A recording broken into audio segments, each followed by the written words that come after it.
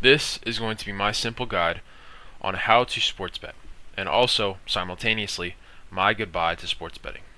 When I'm saying how to sports bet, we obviously are meaning how to profit off of sports, and it is a lot simpler than it is made out to be.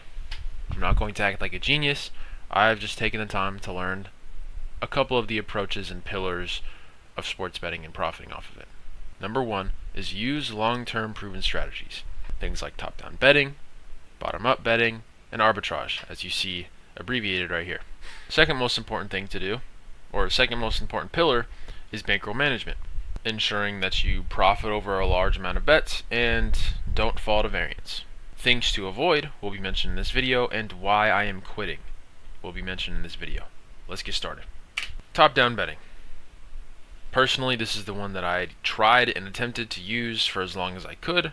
Really what this is using market data, whether that's the consensus of prices from a bunch of different books, or even using a tool where you can select specific books like Pinnacle or Circa to gain an edge on a book at a specific price.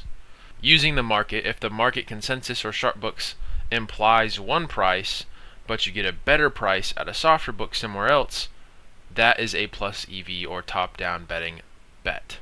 And doing this over the long term, over thousands upon thousands of bets, will ensure that you're going to be profitable over the long term.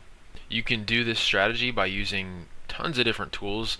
I used to use OddsJam. I've also used other ones like Upside. Really, that is more just preference, as long as they are using market data, consensus, or if you prefer being more sharp about it and selecting which books you want to use the market consensus on, whichever one, as long as you are getting CLV over the long term, you should be fine.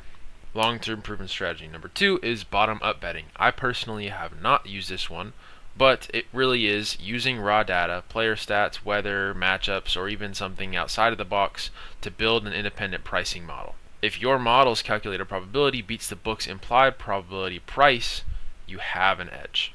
Unlike the one we just mentioned, where you can just pay for some tool to kind of find this value, this one is going to require a lot more knowledge, a lot more time vested into building this strategy. And I would say this is definitely for more advanced bettors or more advanced people with numbers and understanding how things affect other things and outcomes. Not only that, but it more than likely will cost money to pay for programs and things to build your systems or algorithms on. But similar to the other strategy, as long as you are getting positive CLV over the long term, then you should be fine and you should be profiting. And the final one, number three, arbitrage betting, or the risk-free approach to betting, really. Basically, this is just exploiting mathematical discrepancies between books by betting all possible outcomes of a game. By locking in guaranteed profit regardless of who wins, you eliminate risk entirely. So let's just say you have one book at one price of a game for, let's just say the finals. The finals just happened. If one book has a price at plus 101 for the Knicks, and the other one has a price for the Spurs at plus 101.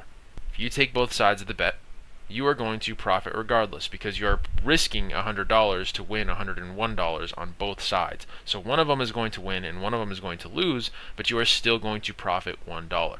Now that was that scenario was very unlikely to happen, but it's basically doing that. You're going to use some sort of calculators to calculate how much to put on each side of the bet based off of the price that they're at, and it eliminates all risk.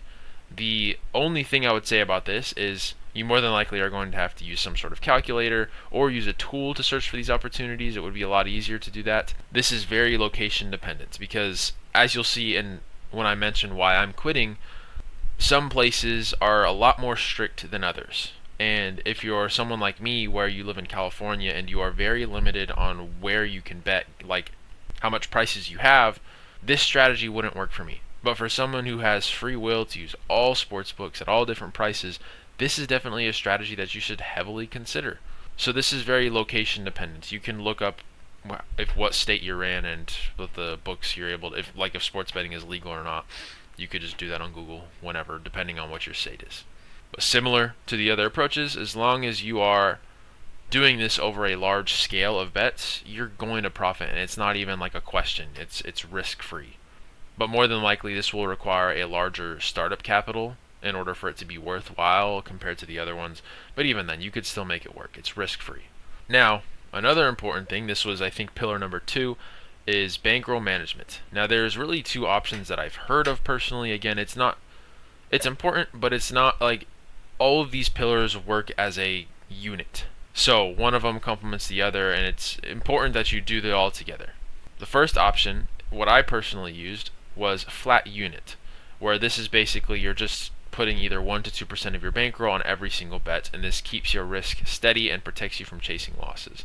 As you know, if you are someone who wants to be profitable long term, there is no such thing as a lock ever. I guess I would say that you can't predict the unpredictable. So variance will happen. There will be things that you think might hit based off of your edge, and it still will just miss. And being strict with your bankroll, regardless of how you feel about a bet, is going to allow you to be safe from this variance, to where even if you lose one bet, you still have got tons of other bets active with value. So it really doesn't mean anything to you. The next option is Kelly Criterion. Now, I have not dived too deep into this, but this really just is a mathematical formula that dynamically scales your bet size based on the exact size of your edge and the odds. It maximizes long-term bankroll growth while minimizing your risk of going broke.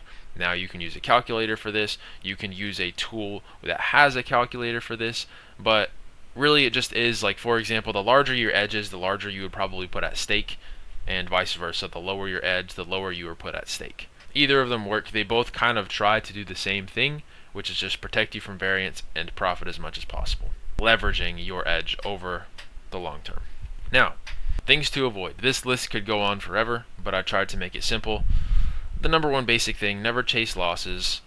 Chasing losses, for example, would be like if you have a flat unit rate of $10, if you had a $1,000 bankroll, and then you start losing bets or you have a really bad day, so you want to double down or get back and at least try to get your money back. So you, instead of doing your $10 bets, when you lost a lot of money, you start doing $20 or $30 bets to try to get back to where you were. That's just begging for variance to kill you and take you out, because yes, it can work, but what is the probability? Statistically speaking, what is the probability that if you have one bad day that you're going to just bounce back the next day? It is not necessarily in your favor. It is possible, but it's just unlikely. Your best chance is just to take advantage of your edge and leverage it over the long term and stay consistent with it. Now, thing to avoid number 2 is paying for picks. You need to understand this. This one is probably the most annoying one for me. I can go on for hours about this. I am not a genius, and more than likely, 99% of the people you see online in these Discord servers are not geniuses either. But I'm not going to act like I'm smarter than these books, and that I can look at stats just blindly like hit rates, or even just trust my gut and think that I can outsmart the books like that. That is very arrogant. But yet there's a lot of people out there who are trying to take advantage of people who just want to make money. Before I just continue completely going crazy about this, if the person cannot be transparent about their long-term profitability and show you the past 3 months of them being profitable or not and over how many bets, you should never be even interested or listening to what they have to say. If you ask me, I would focus on learning how to bet, not what to bet, if that makes sense. Now, next thing to avoid is ignoring CLV. I've mentioned it before, and I'm going to explain it right now. CLV stands for closing line value, and this would mean if you took a bet and the price changed, depending on where it moved, if it was in your favor or against you, it would be positive or negative CLV. And what this means is if you took a bet at plus 100, and then by the time the line closed when the game started, it was at negative 150, the book is basically saying that the outcome that you took at plus 100 is now more likely to happen. That's why you would get paid less for it to happen. That is positive CLV, meaning you got a better price than what the line closed at. And it would be the same thing in reverse, that if you took it at plus 100 and it moved to plus 150, that would be negative CLV, meaning that the book is telling you that they think the outcome that you took at that price is even less likely to happen than you got, and you got a worse price for it, so it sucks to get negative CLV. And you ignoring that is going to be a big problem. But as long as you're sticking to the proven strategies, you should be pretty good for that, but you still need to use tools. I used Pickett to make sure that you're actually profitable and getting positive CLV, because that is one of the true indicators that if you continue doing what you're doing, you are still going to be profitable over the long term. Now, the next thing is betting for action and not value. This is something that hits home for me because I am very limited and I don't have a lot of books and I don't have a lot of prices, given that I live in California and I'm under 21. There was days where I was waiting and waiting and waiting for a bet to show up, waiting for value to show up, and sometimes there wouldn't be. There'd be days where, depending on how strict my system was at that point, where I wouldn't find a single bet to place. And what I used to do, especially a couple of years ago, is if I didn't have what I used to do is I would almost always find a bet to place. I used to look at hit rates and oh my gosh, dude, I would force so much stuff. I didn't have a system. I would just be betting. If there was games, I was going to try to find bets, and I would. And that's a problem. If you're betting and focused more on how much bets you place compared to just focusing on getting value, that is going to be a problem. And more than likely it will show in things like CLV. And the last thing is result-oriented thinking. This is more about transparency.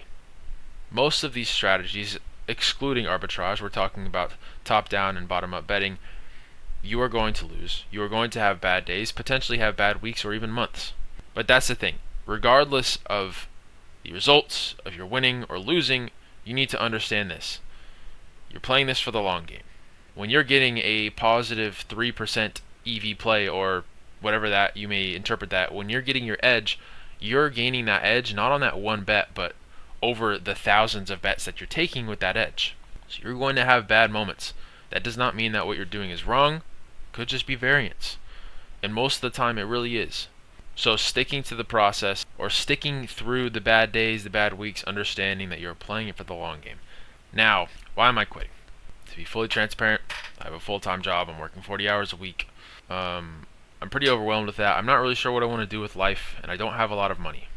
And in California, I kind of made this little equation right here, and it's just basically saying, with my circumstances, very limited with books and prices, means less value and less volume, and more likely to get limited or banned based off of the books that are available, which is like DFS apps and stuff.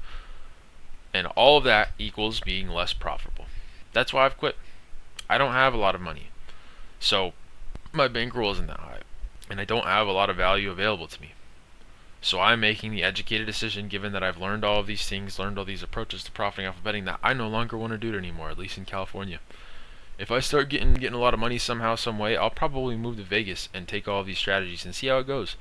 And don't worry, if you want to see how that goes, however long it takes me to do that, just make sure to stay subscribed, because that I would love to do that.